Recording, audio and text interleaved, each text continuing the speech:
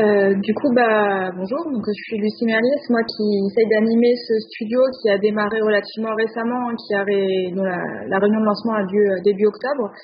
et qui en fait n'est pas si récent que ça dans les activités, dans le sens où les premiers travaux collaboratifs autour du sujet de la thermique de la ville pluridisciplinaires ont commencé il y a une dizaine d'années maintenant, et ils ont pu évoluer notamment grâce au soutien d'IMU et de ses projets. Et aujourd'hui, pour permettre de donner un peu un cadre à différentes activités, le studio a été mis en place cette année. Donc là, c'est un schéma. J'ai repris dans cette présentation beaucoup finalement de ce que j'avais présenté lors de la réunion de lancement, qui était plutôt une base de discussion plutôt que des choses actées. Et là, ce schéma avait pour but de présenter un peu la problématique et comment on essayait de l'aborder dans le cadre de ce studio, avec un schéma qui est assez moche, mais qui est volontairement figuratif pour se rendre compte un petit peu de finalement comment est-ce qu'on a abordé le sujet dans ce studio, on souhaitait du moins l'aborder. C'est pas du tout exhaustif, s'il y a d'autres propositions, bien sûr, ça peut être discuté, mais l'idée c'était vraiment d'avoir un schéma qui sera base de discussion au sein du studio. Donc pourquoi ce chauffe urbain n'est pas îlot de chaleur urbain comme c'était présenté initialement? Parce qu'en fait, on va s'intéresser aux évolutions climatiques, et notamment avec l'intensification de la fréquence et de l'intensité des vagues de chaleur, couplée au développement du phénomène d'îlot de chaleur urbain, et avec différentes temporalités et différentes échelles qui vont se croiser, échelles spatiales, avec beaucoup de facteurs différents qui sont des facteurs liés vraiment au changement climatique général, ou alors vraiment à des facteurs qui vont être locaux, assez matériels, ou qui vont être très liés à l'activité humaine, et des conséquences qui vont être sur vraiment beaucoup de secteurs, l'énergie, l'humain, le confort, sa santé, la biodiversité, de l'économie. Et dans tout ça, forcément, c'est pas linéaire, il y a beaucoup de rétroaction, il y a une capacité d'adaptation des différents systèmes pour s'adapter justement et réagir à la survenue de surchauffe urbaine. Et donc ça pose vraiment des questions qui ne sont pas uniquement liées à de la thermique du bâtiment ou de la ville, qui est plutôt le cœur métier de l'équipe à laquelle j'appartiens en termes de recherche. Mais on s'est très vite rendu compte au travers de nos activités que se limiter à une approche purement thermicienne n'était absolument pas adapté pour traiter de ces problématiques de surchauffe urbaine, et qui sont des problématiques sociétales beaucoup plus larges, et en plus qui vont se coupler à d'autres choses qu'il faut prendre en compte quand on veut par exemple traiter de la santé, à savoir la pollution, il y a tout ce qui va être des données culturelles, anthropologiques, et donc toutes ces données-là, on va essayer ces réflexions-là, on voudrait essayer de les intégrer au maximum dans le cadre des activités de ce studio. Pardon, c'est pas moi qui passais ça, je veux bien la slide suivante s'il vous plaît, merci. Donc, dans ce cadre-là, on avait initialement la proposition de ce studio définie 6 thématiques qui sont complètement des propositions et qui sont aujourd'hui pas toutes traitées encore au sein du studio, et qui sont pas du tout ni exhaustives, suivant les opportunités et les volontés des partenaires. Ça a amené, c'est tout à fait amené à évoluer, mais donc on avait identifié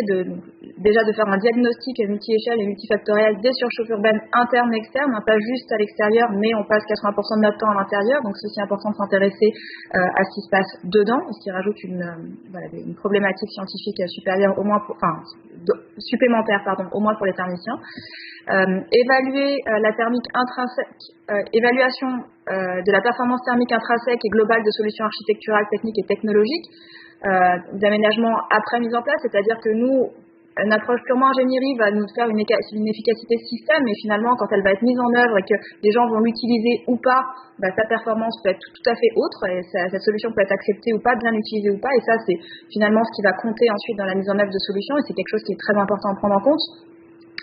Analyser les effets des solutions constructives d'aménagement à impact microclimatique sur différents enjeux sociétaux. Donc là, c'est ce qu'on disait, pas uniquement sur de la thermique, mais également sur la santé, sur la biodiversité, l'économie et à différentes échelles. Étudier les différents déterminants impactant simultanément à ces enjeux sociétaux les surchauffes urbaines. Tout à l'heure, je parlais notamment de pollution, par exemple, ou d'autres facteurs qui vont pouvoir impacter les enjeux de santé ou de biodiversité, par exemple. étudier les inégalités spatiales actuelles et futures possibles en lien avec ces surchaufes urbaines, c'est-à-dire on va développer des politiques publiques d'aménagement, on va développer des choix d'aménagement. Est-ce que ça va faire, un exemple peut-être un peu direct, mais est-ce que ça va faire augmenter les prix à l'endroit où on va planter beaucoup d'arbres et rendre un cadre peut-être plus agréable en lien avec ces solutions d'aménagement visant à s'adapter au réchauffement climatique et à l'îlot de chaleur? Et donc, est-ce que ça va créer peut-être de nouvelles inégalités ou au contraire favoriser l'émergence de nouveaux usages, par exemple, ou de nouveaux lieux de rencontre, de mixité. Et enfin, développer des méthodes d'études et de représentation de la ville, de ces surchaufes et de ses impacts pour la recherche, les praticiens et la société, parce qu'on se rend compte, comme disait très justement tout à l'heure, je crois Jean-Yves Toussaint, que pour faire nos modélisations typiquement thermiciens, on a besoin d'énormément de données et de paramètres qui ne sont pas de notre domaine, typiquement le comportement des habitants, une maquette de ville 3D avec voilà, donc pour faire ça, on a besoin de développer des activités avec d'autres disciplines. Et quand on va avoir des résultats, ces résultats, il faut les présenter. Et on ne va pas les présenter pareil pour la recherche, les praticiens et la société civile, parce que finalement, on doit avoir un dialogue différent et un discours différent afin que vraiment les résultats soient appropriés, comme on est sur une problématique qui est assez contemporaine et appliquée finalement, même si elle pose des questions scientifiques amont, on est quand même sur des choses qui sont très appliquées aussi. Et donc, il faut avoir un discours qui soit adapté finalement au public auquel on va pouvoir présenter nos travaux et nos résultats afin de pouvoir tirer le meilleur parti du fruit de nos recherches et des recherches-actions qui peuvent être menées. Pardon, diapo suivant s'il vous plaît. Donc là, comment est-ce qu'on imaginait le fonctionnement et comment on essaye de le mettre en place actuellement? Donc on a vu tout à l'heure, on parlait du laboratoire, que la réunion de lancement avait réuni plus de 40 personnes. Effectivement, on a eu énormément de publics différents aussi, de laboratoires de recherche,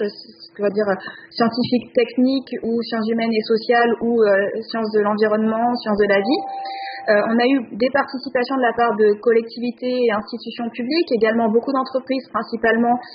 notamment des travaux publics et des infrastructures grâce à un partenariat assez important qu'on en a aujourd'hui avec Indura.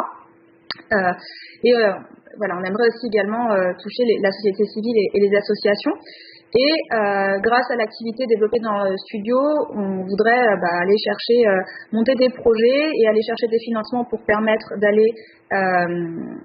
de continuer cette activité et de les développer encore plus. Aujourd'hui, on a déposé déjà des projets où on est en cours de dépôt, où on a obtenu des projets ANR, également des bourses de thèse pluridisciplinaires entre sciences humaines et sociales, sciences de l'ingénieur. On essaye également de déposer d'autres projets en ce type. Également,